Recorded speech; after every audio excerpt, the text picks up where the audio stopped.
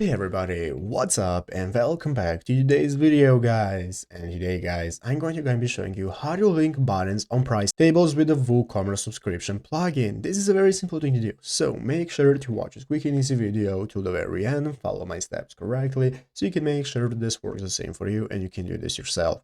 But yeah guys, let's get straight into it.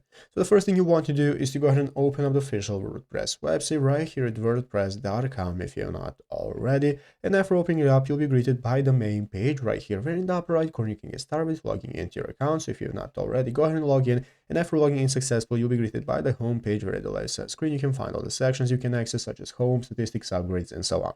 So let's go ahead and take a look at how we can get started with linking our buttons. Basically, guys, first things first, go ahead and open up WooCommerce right here at the left side screen. And this is going to enable you to set up a new store if you have not already. And if you already have your store, it's just going to enable you to manage and edit your store how you like. So as you can see in this article right here, we can go and follow the steps to how to link the buttons in pricing tables. This is the steps that we need to do, and we can go and take a look at everything we need to do. So basically, you want to go ahead and find everything you can from here and add a subscription plan to the landing page. So once you have gotten all your info, such as URLs and so on, you can get started with linking those buttons in the pricing page with the product IDs. So you can go ahead and follow the steps you have right here. Everything is going to be available right here in your WooCommerce option. By clicking the WooCommerce option, it's going to go ahead and enable you to go ahead and follow everything you need. So you can get started with redirecting to the checkout page. So you want to go ahead and follow all the steps right here by going to the article and following everything step by step to import the article IDs, product IDs, and so on specifically for your website